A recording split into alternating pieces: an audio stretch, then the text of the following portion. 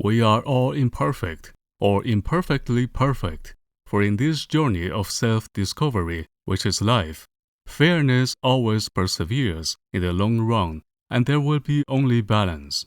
And balance is what could be best defined as perfect. Being imperfect is the reason why we are all here in the physical world, evolving ourselves to become more balanced and reach the perfect. In this imperfection, there is an undeniable beauty, for the path of learning towards better comprehension is full of unique expressions and cherishable moments.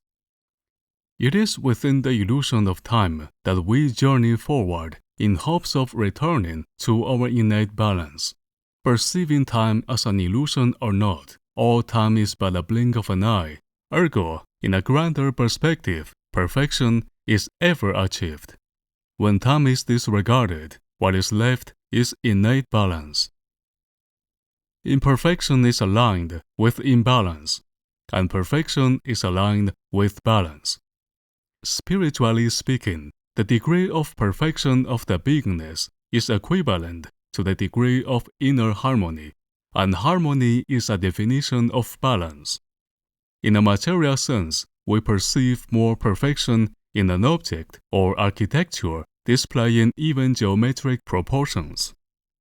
In the character, a person is recognized to be closer to perfection when the person is moderate and compassionate, and does not portray the vicissitudes of neither lack nor excess.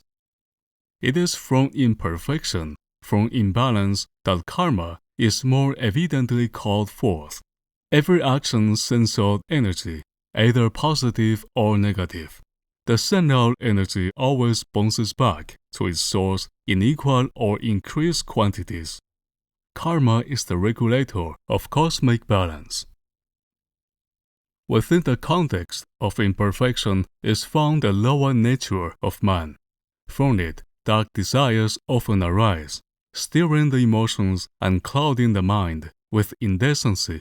At some stages of life, this is hardly avoidable. The lower nature erupts when the inner self is chaotic and lacks balance. When negative emotions and thoughts emerge, most people ignore them, others do allowable things to suppress them. But unless the reason of such negativities is clearly understood, there will always lurk in the shadows, awaiting for the slightest inner imbalance to emerge. The student is advised to temper and harmonize the inner self with the exercises found in the following lectures before practicing instant manifestation. If the inner self is not pacified, the practitioner could be tempted to satisfy the lower natures with instant manifestation. Revenge will be made, and the proclaimed enemies will fall. The karmic consequences will hinder further spiritual growth. Instead, it is better to simply manifest emotional balance and mental clarity. When the inner self is calmed, enemies dissipate, and revenge ceases to exist. By seeing the universe as one, a part of the universe sends out a specific kind of energy that influences another part. The sending part commits an action. The influenced part receives the action. Karma, to maintain universal balance, regulates each of the parts without partiality. Each of the parts must return to balance. For that, the sending part must receive the same energy or in increased quantities it gave to the influenced part. The influenced part must receive the adequate degree of energy to counterpoise the influencing energy. When a person involuntarily receives negative energies, if the person is free from karmic debts, balance will be eventually returned by karma by giving the person uneven or greater amounts of the opposite energy. But if the person has karmic debts, the received negative energy could be considered as karmic payback. If a person voluntarily accepts a gift from another person, but the gift needs compensation, the receiver will be bound to the giver by a karmic debt until energy is evened. The energy given by the giver needs to be paid back by the receiver. Karmic debts can be seen as involuntary soul contracts. If the gift is of invaluable worth, there will be a huge quantity of energy to pay back. Often, the amount of energy bouncing back will exceed the originally sent, because all things within samsara are in perpetual motion and never cease to change. Therefore, a sent energy, either supporting or inconveniencing, always affects in a continuous manner. To that regard, the energy bouncing back must be the same degree as the continuously affected effect. Every being has a different level of consciousness. Someone who looks common could be carrying a very old soul. The older is the soul, the more experience it possesses, and experience is defined by energy quantity and fineness. An old soul is formed and molded after innumerable lifetimes of contentment and hardship. Therefore, it conveys an incredibly high degree of energy. When wickedness is committed to an old soul, the retribution can be tremendous. The bouncing back of energies could be so overwhelming that the responsible of the negative action must pay back throughout many lifetimes. On the contrary, if an old soul receives positive energy, the responsible is also tremendously rewarded with the positive. But know that karma sees and knows everything with exactitude. A good action driven by schemes has the same consequences of a negative action. It is known that if a being of low nature tries to breach divine forces, the karmic retribution can be instantaneously fatal. Some esoteric views speculate that 7 lives will intrude on the life lessons of others, and as consequence, the soul evolution of the Savior could be held in permanent inertia until the lesson is relieved and overcome together with the victim. In truth, there are infinite realities, none being more valid than the other, and to being saved is a possible reality. What is done to the other will be done to the self. Saving another is likewise saving the self. There cannot be any punishments. The Buddhist view on the matter also differs from the morals of the esoteric speculation. Buddhism teaches and encourages compassion, and preserving life, however possible, is one of its principles. The Tibetan Sethar is a traditional Buddhist practice of saving animals from fatal predicaments.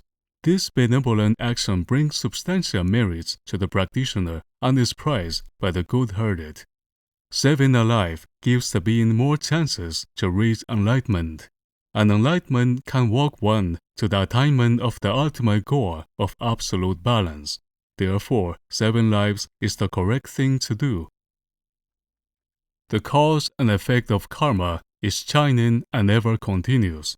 The person who invented the gun and bullets must wash a percentage of the karmic debt from every single negative action done with gun and bullets.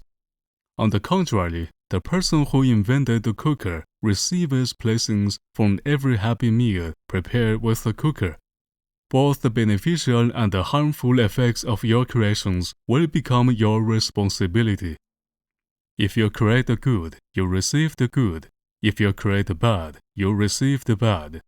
Therefore, the student of instant manifestation must pay special attention to this respect. Supposing that you choose to consciously create something good, for example, a positive event or a kind living being, subsequently you will receive a benediction from every good deed of your creations. On the contrary, if you create a vicious person, you have to pay back karmic debt for every negative action done by the person. My humble advice is to create the balance and do it with moderation to avoid causing strong karmic reactions.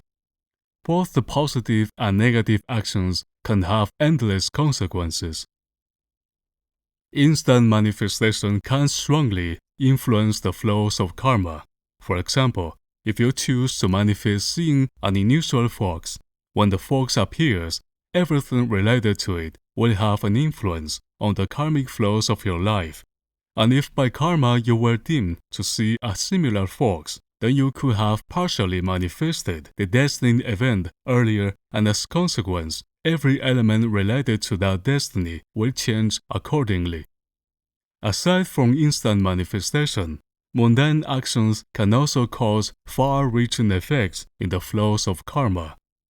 In the case of love, which is a grand destiny, if you choose to instantaneously manifest love, then you might create something appropriate for your present now.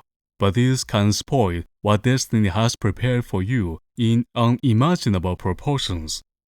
One might think that with instant manifestation or other sovereign power, more control is achieved over life, and that can be appealing, but in truth, what you can see at the moment rarely contains the whole depths.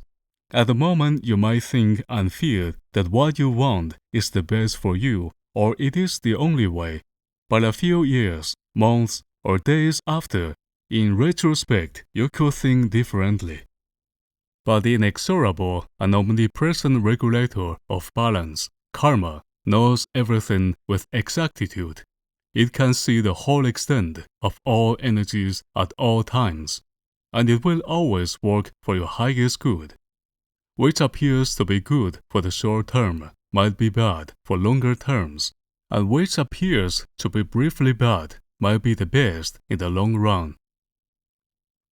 The extreme cases of karmic reward and punishment are seen in the heavenly and hellish realms. The human being is born neutral and has a centric position in the world. The decisions and actions made in a lifetime determine the next incarnation. With enough merits, a person can be born again in the heavenly realm, where divine powers are bestowed and infinite bliss can be enjoyed. But when karmic debts become too heavy, the being must descend to the hellish realm. In hell, the sinner is forcibly subdued and spends the time in perpetual suffering. Man can also choose to remain in the human realm to dedicate the self to enlightenment to ultimately attain Buddhahood and exit samsara. Karma is often briefly seen as due and consequence, but as you can see in reality, it is a very complex force. Its full range of influences and operations is unfathomable to our current consciousness. Those interested in learning more about karma can read genuine books of Buddhism. For your highest good, always have karma in mind. Be considerate of your decisions and actions.